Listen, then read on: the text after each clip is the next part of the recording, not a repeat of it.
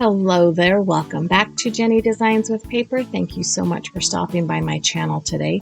I'm working in my art journal today, and I will be working with the Artsy Trio Facebook group mood board.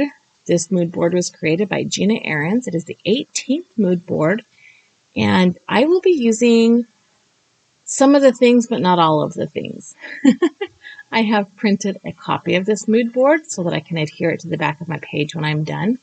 And I will be using the idea of the florals and the color palette with some greenery on my page.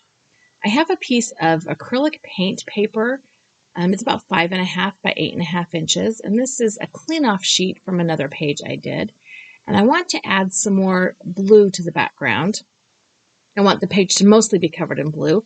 And I decided to go ahead and pull out these Dilutions ink sprays. And I haven't used them in a long time. I did forget a few things about these sprays. First of all, I forgot that they are water soluble. So they are not, even when they're dry, they can be reactivated by water. So that did change the trajectory of my page. It changed the adhesives I could use. Yeah, it changed things. Also, I forgot how much water you have to add to these sprays to get them to free flow. Yeah, I need to work with them more so I know how they work. I'm attempting to get that pooling of ink, and then it was just kind of not pooling the way I want. So I picked up some of those hard drops with a rag. I added more water. I'm going to tip that up and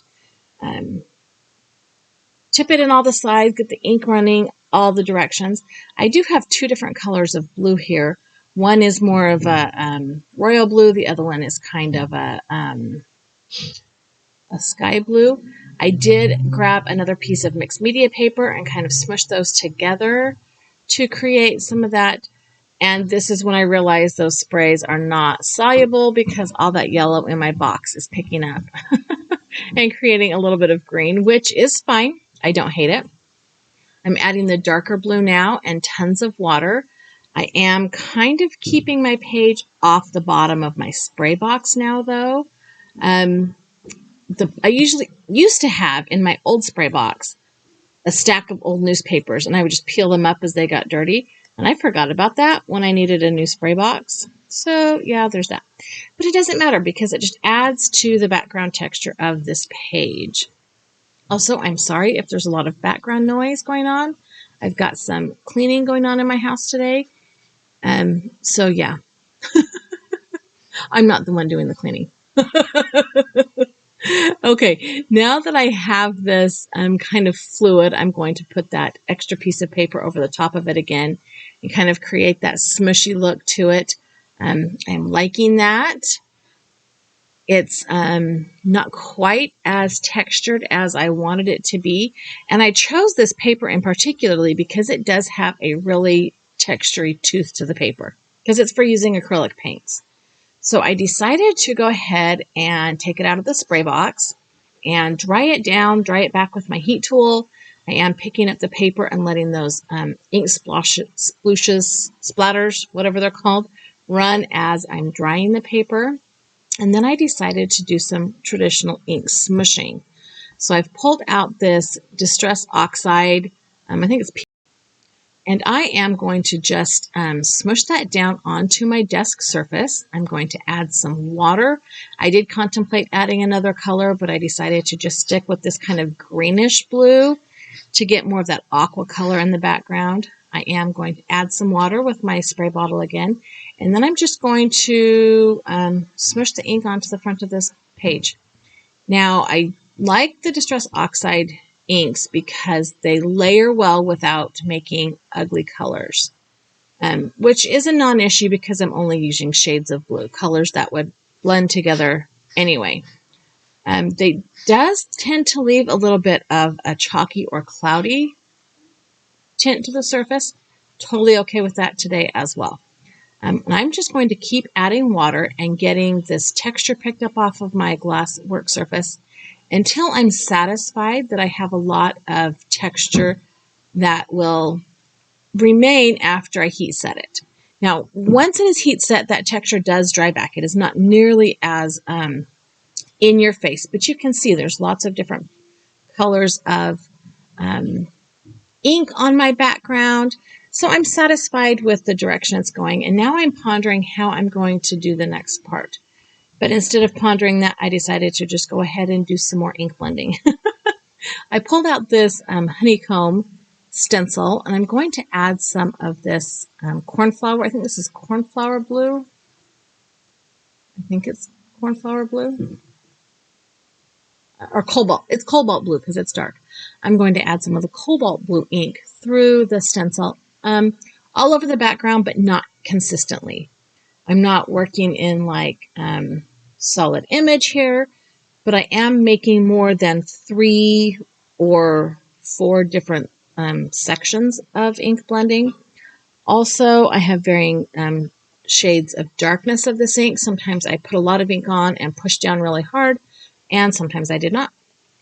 So it's just a matter of covering the page in little pieces of this chicken wire or hexagon, beehive, kind of whatever you want to call it. I think that stencil is technically called chicken wire. It's the Crafter's Workshop, I think is what it is. Yeah, the Crafter's Workshop. It's called chicken wire. So, and the reason I'm putting it just a little bit of everywhere is because my focal image is kind of large and I don't know exactly what it's going to cover up. So I've just pulled out that prompt card again so you can kind of see where we're going. We've got the blues included from that color palette there. So this is the collage part of my focal image. I had this hand magazine ad with a little heart in it, and I've cut the heart out and cut it into 2 pieces because I have also cut out this hydrangea arrangement that I want to put in the hands. I also have some other pieces of hydrangea blooms that I have trimmed out, and I put that together with Scotch tape, and in the process of flipping it over, it moved. So I had to very carefully pull that apart, and I've sped this up because it did take me a couple of minutes to get this collage arranged how I wanted it. And I kind of want both the thumbs and the tips of the fingers to be showing. So once I get it all in there, but I want the flowers to be going up the wrists, not kind of tucked behind like I had it there for a minute. And then I decided I will use washi tape to tape that in place because it doesn't tear things. So once I get both sides figured out how I want them to go on, be assembled there, I can tape them down. It is kind of hard to pick those up, but I'm getting them taped down with my washi tape, and I have other pieces off to the side, and now I am ready to assemble it onto my page. So my plan with this little handful of flowers is to put it toward the top of the page, maybe kind of angle it a little bit because the arms are cut off, and that's going to look weird if it's just floating down the middle of the page, no arms, you know, that's just going to be weird. So I am going to kind of angle this so that those arms kind of go up off of the page a little bit. And I decided since those inks were reactive, I need to use my glue stick to put this collage piece down. So I've grabbed the back cover to a magazine, which all of these images were cut out of magazines.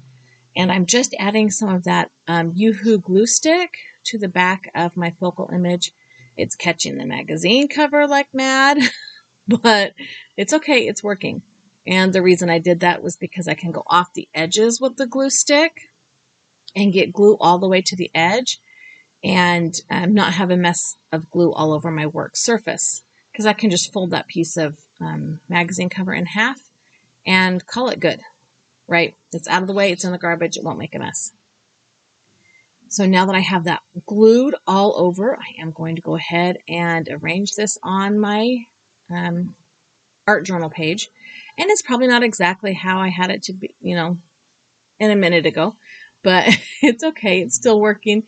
It still looks like I have these hands of flowers. And I think it's kind of a funny collage because hydrangea flowers are huge. Like where we live in Virginia, those hydrangea blooms can get 4 and 5 inches. They are huge. So in my mind, because I see these huge hydrangea blooms all over the place, it seems weird that you would have that many fit in the palms of your hand.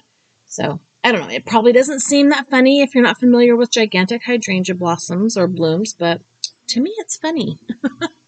I am just straightening out those fingers and adding glue to other places. I did fold the tops of those arms just over the back of the page instead of trim them off because it's magazine paper, it's kind of delicate, and it tears when it's wet. I am going to add now a couple of other blooms that I have cut out to kind of fill in the edges where maybe I didn't cut it down quite as nice, or where very obviously I've cut another blossom out of that image that I'm trying to kind of hide and cover that up.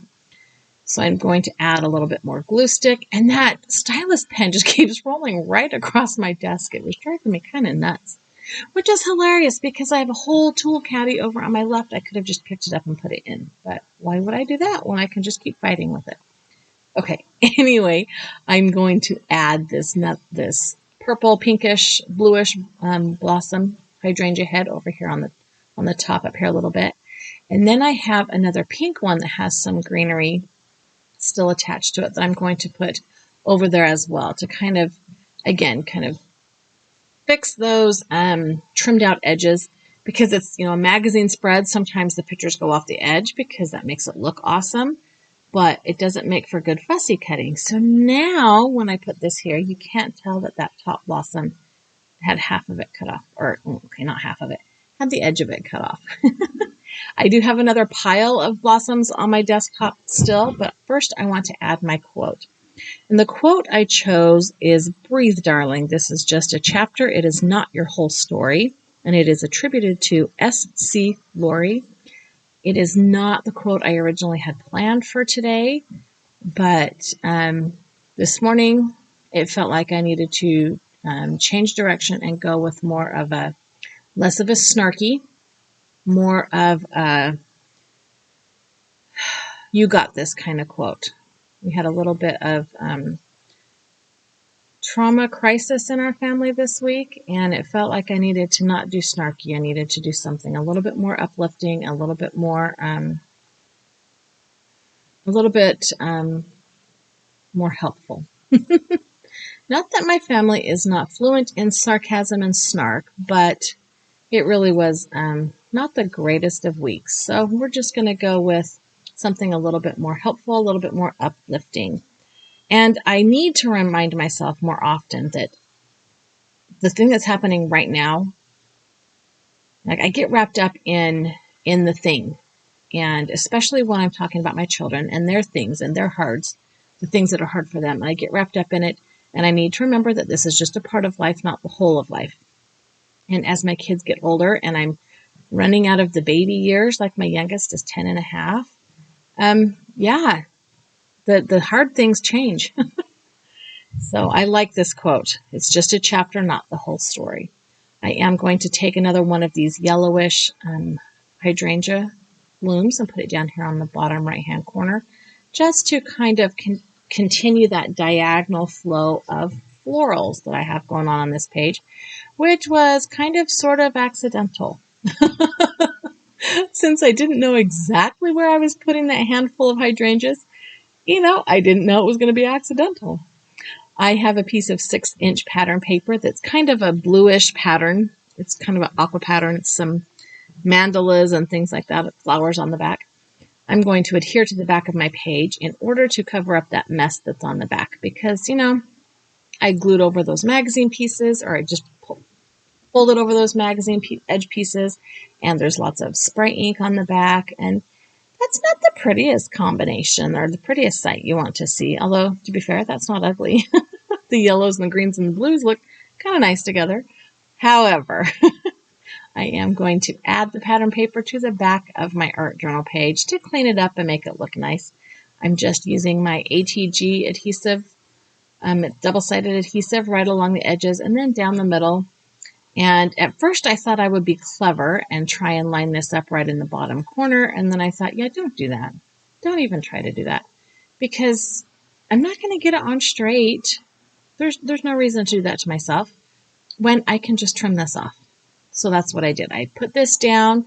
I ran my hands across the front. I flipped it over and ran my hands across the back.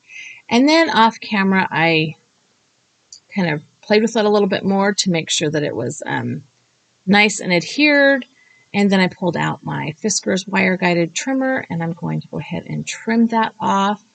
I like the wire guided trimmer because I can put the wire right up. I know where I need to cut. That's why I like this particular trimmer for finicky cuts, especially finicky cuts that are probably not necessarily straight. Like, there's no guarantee that I put this art journal page onto that pattern paper in any kind of a straight line.